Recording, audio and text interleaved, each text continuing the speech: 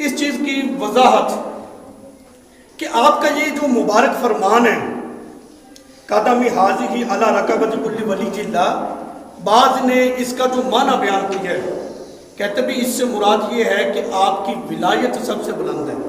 قدمی حاضی، اس کا مطلب یہ ہے کہ آپ کی ولایت سب سے بلند ہے، آپ کا سلسلہ جو ہے وہ سب سے اونچا ہے۔ بعض نے یہ معنی بیان کیا۔ چشتی بزرگ کی کتاب ہے اقتباس الانوار، یہ فارسی کے اندر کتاب ہے، اس جاہل آدمی کو کہاں پڑھنی آئے گی؟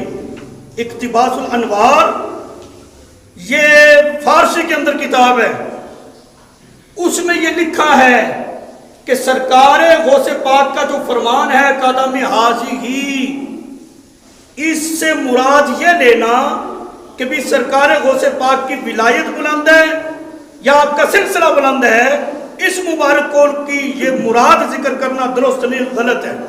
کیوں؟ دیکھو نا، آپ کی ولایت بلند ہے، یہ اپنی جگہ پہ درست ہے، آپ کا سلسلہ بلند ہے، یہ بھی اپنی جگہ پہ درست ہے۔ قدمی حاضی علی رقبۃ کل ولی اللہ، اس کی یہ مراد بیان کرنا درست نہیں۔ کہتے کیوں؟ کہتے کہ اولیاء اللہ اور علماء کا اتفاق بلکہ اجماع ہے اس بات پر کہ شیخ اپنا غوث پاک رضی اللہ تعالیٰ عنہ کا جو فرمان ہے نا قدم حاضی ہی، اس سے مراد یہی ہے کہ آپ کا مبارک قدم ہی ہر اللہ کے ولی کی گردن پر ہے۔ اس سے یہ معنی نہیں لیا جا سکتا، یہ معنی لوگے تو اولیاء کاملین اور علماء کا جو اتفاق اور اجماع ہے اس کا خلاف لازم آئے گا، اور سرکار بغداد کا جو اپنا فرمان ہے اس کا بھی خلاف لازم آئے گا۔ آپ نے فرمایا قدم حاضی ہی۔ علماء بلاغت نے یہ بات ذکر کی ہے کہ جو لفظ ہاذا ہوتا ہے نا، یہ محسوس، مبصر، موجود فی الخارج کے لیے استعمال ہوتا ہے۔ یہ علمی گفتگو سننے والا بھی ایک ذوق ہونا چاہیے۔ لوگ ہمیں بس یہ اعتراض کر دیتے ہیں نا فلانے نے، اس مرزا پلمبر نے یہ بات کر دی ہے، تو پھر یہ علمی گفتگو سننے والا مزاج بناؤ۔ ہاذا جو ہوتا ہے یہ محسوس، مبصر، موجود فی الخارج کے لیے استعمال ہوتا ہے۔ مطلب یہ ہے کہ لفظ ہاذا کا جو اشارہ جس چیز کی طرف ہوتا ہے نا، ہاذا کا تقاضا یہ ہے کہ وہ محسوس ہو، نمبر 2 مبصر ہو، دکھائی بھی دے، نمبر 3 واقع میں خارج کے اندر موجود بھی ہو۔ آپ نے فرمایا قدمی حاضی ہی، میرا یہ قدم، میرا یہ قدم، یہ فرمایا غوث پاک رضی اللہ تعالیٰ عنہ نے علی رقبۃ کل ولی اللہ، ہر ولی کی گردن پر ہے۔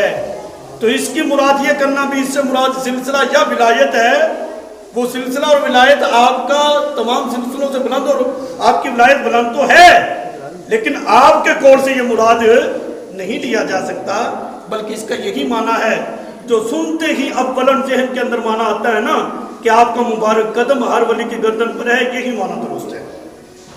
اقتباس الانوار والوں نے یہ ذکر کیا ہے۔ اگلی بات یہ آپ کو اور بھی لطف دے گی، ٹائم بھی بس مکمل ہو چکا ہے، میں یہاں پر یہ بات کر دیتا ہوں۔ یہ کہنا جو میں نے ابتدا میں کہا تھا کہ بھی قدمی حاضی ہی اعلیٰ رقبۃ کل ولی اللہ، بعض نے یہ کہا کہ یہ فرمان سرکار غوث پاک کی اس میں شان کوئی نہیں بلکہ یہ نقص ہے اور یہ عیب ہے آپ کے لیے، انہوں نے یہ ذکر کیا۔ بھلا ایک مسلمان کا قدم دوسرے مسلمان کی گردن پہ ہو، یہ کیسے ہو سکتا ہے؟ یہ کوئی شان نہیں ہے، کہتے اس میں نقص ہے، اس میں عیب ہے۔ اب ذرا اس چیز کو سمجھنا، نقص ہے، عیب ہے، یہ تو اللہ تعالیٰ کے امر کی وجہ سے آپ نے کہا ہے نا،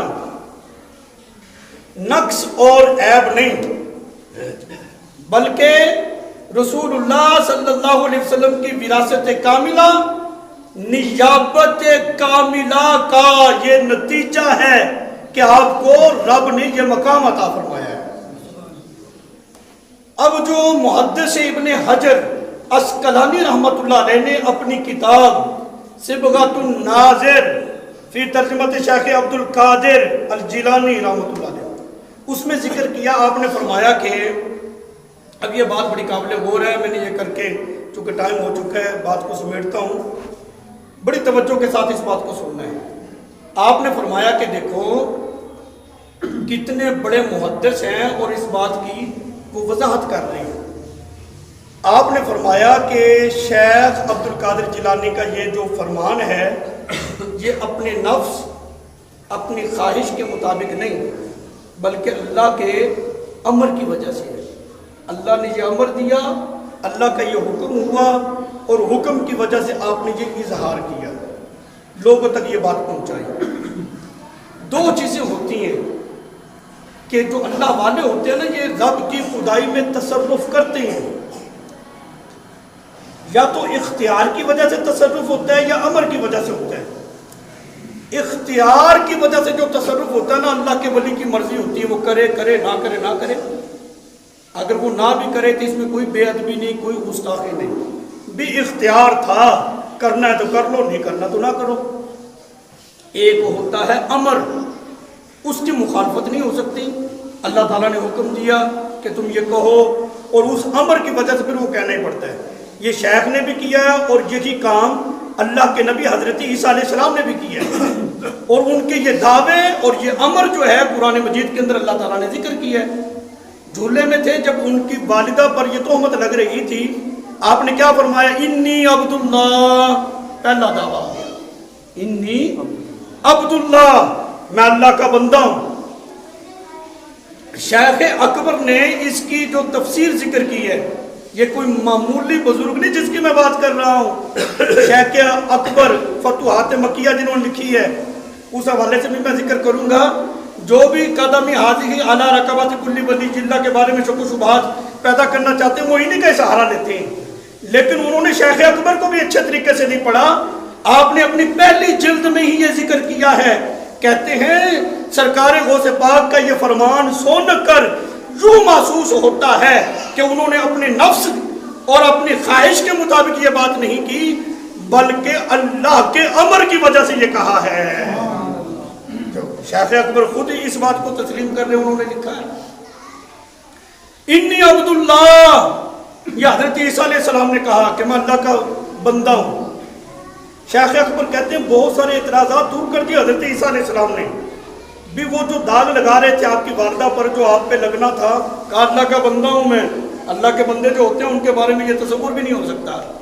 نمبر دو، بعد میں جو انہوں نے مشرکانہ جو عقیدہ بنانا تھا کہ آپ اللہ کے بیٹے یا خدا ہیں، اس کا بھی رد کر دیا. نہ میں خدا ہوں نہ رب کا اپنا بیٹا ہوں بلکہ انی عبداللہ، میں تو اللہ کا بندہ ہوں. بات سمجھ میں آ رہی ہے؟ آتانی الکتاب، مجھے کتاب دی ہے. اس کا مطلب یہ ہے کہ نبی کو پتہ بھی ہوتا ہے، نبی دیکھ بھی لیتا ہے اگرچہ جہان والوں کو نظر نہ آئے. اب یہ مطالبہ فضول ہے تو ہمیں دکھاؤ. انہیں کہا جو نبی کی نظر دیکھتی ہے وہ جہان نہیں دیکھ سکتا. آپ تو جھولے میں ہیں. کس نے دیکھی ہے وہ کتاب؟ کہا آتانی الکتاب، اللہ نے مجھے کتاب دی ہے. دوسرا دعویٰ آگے کہا کیا فرمایا؟ وجعلنی نبیا، اللہ نے مجھے نبی بنا دی ہے. کسی کو بھی نہیں پتا، ان کو پتا ہے.